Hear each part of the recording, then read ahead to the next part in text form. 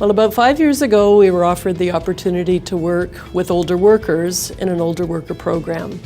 And around the same time, one of our colleagues, Bonnie Kennedy from the Canadian Association of Prior Learning Assessment, contacted me to see if we might be interested in looking at prior learning assessment as a tool to help older workers challenge employment. And we had been very familiar with job seekers challenging academic qualifications, but we had never really looked at a portfolio to challenge employment qualifications that employers list in their job ads. And what we knew is that we needed a process. We needed some kind of a plan that would walk people through the process that would resonate with employment counselors and with literacy practitioners. So that's really where it started, and I guess the next step was, who do we need at the table?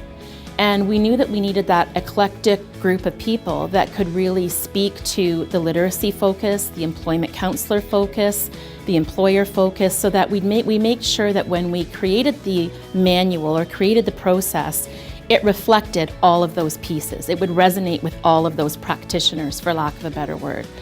And that's exactly what happened. It was really an iterative process. Like, again, it's more the discussion about, we know we're onto something, but how can we now take it and create a product, create a program that could work for these folks? Well, I think the process requires us to change the dialogue, to change what we view as important.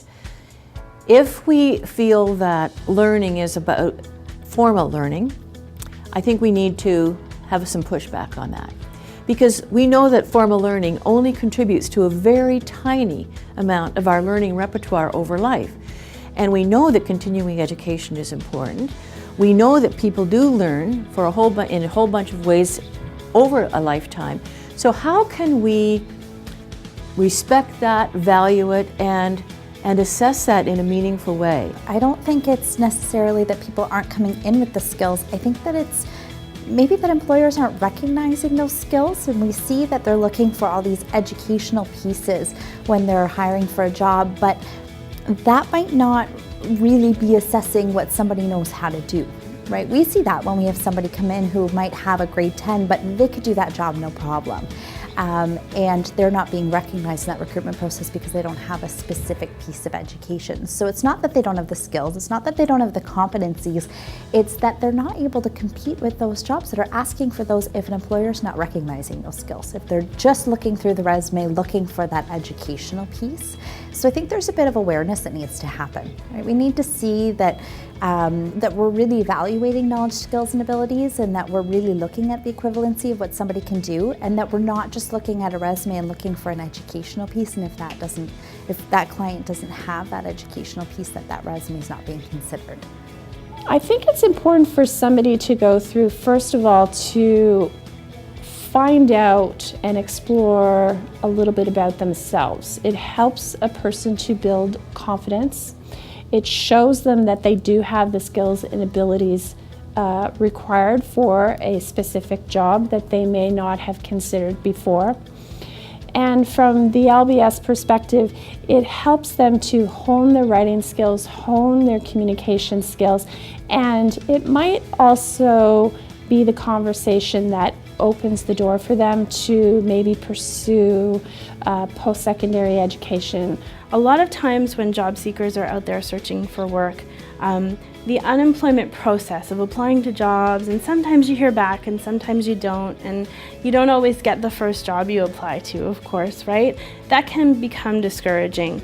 So a lot of times when my clients first come into the Center for Help, a lot of them feel discouraged, right?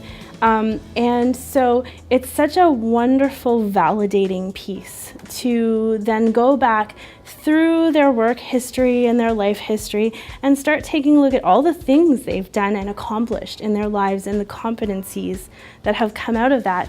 So they start to kind of walk, with more of a spring in their step, and they start to sort of almost, you could see the confidence building up. They sit a little bit taller, they smile a little bit more. Another thing that it does is it gives them tangible I guess it's a tangible tool to use in interviews, which gives them confidence in that way as well. So what they can do with their competency-based portfolio is bring it into an interview, and then when they're being asked a question, they can use it interactively with the employer to say, okay, you've just asked me a question about a time when I developed a workshop.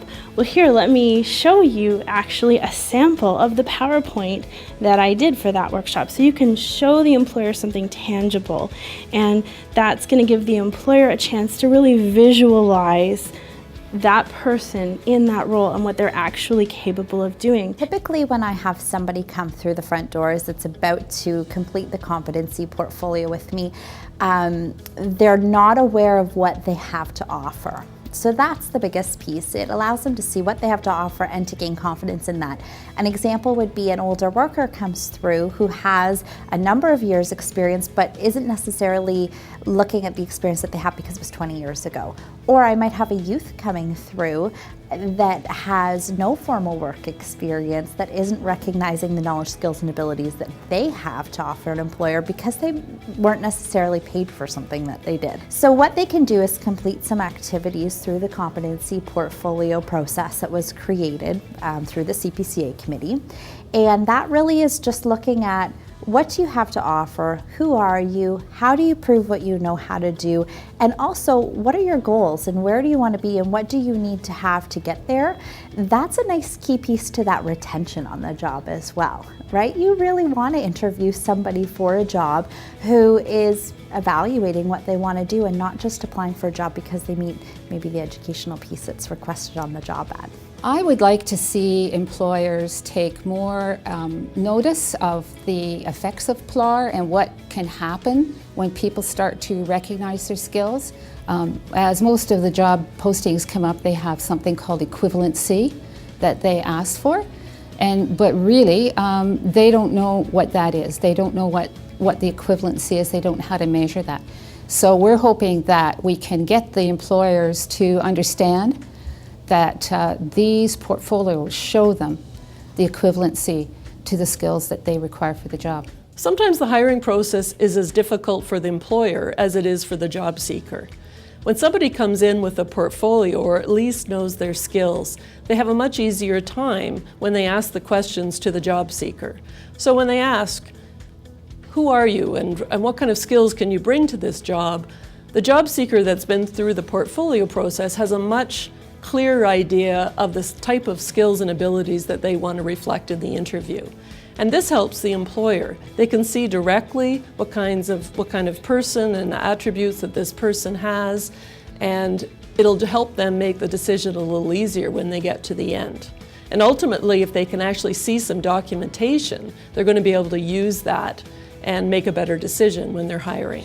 We enjoy having a competency-based portfolio because it provides me with the information that an interview not always can. Some people can't interview. So if I can see the information and learn more about them in depth through a competency-based, it provides me what I need. And it's a big tool for us to use to provide the basis of knowing whether they have the credentials they require. We have such a diverse workforce right now that we can't make assumptions that, an Ontario accreditation is necessarily the be-all and end-all when we have so many foreign-born workers that have phenomenal skills. And also, too, when you look at the rural complexities, we have employers moving into the rural areas right now that are looking for people to work.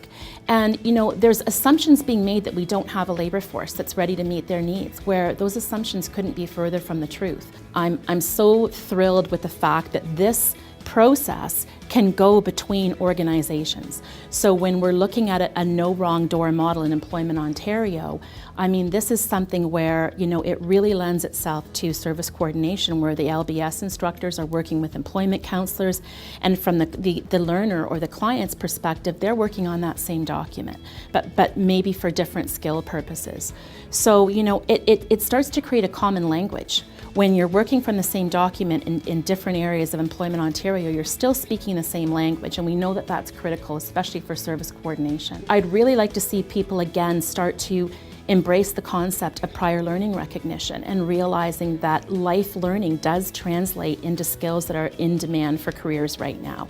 I think that's just sort of an embedded understanding that we need to kind of work on a little bit more. And I'd really like to see, employers start to come to the table a little bit to ask questions about what we're doing, to explore this idea, because I think it would be a benefit to them as well.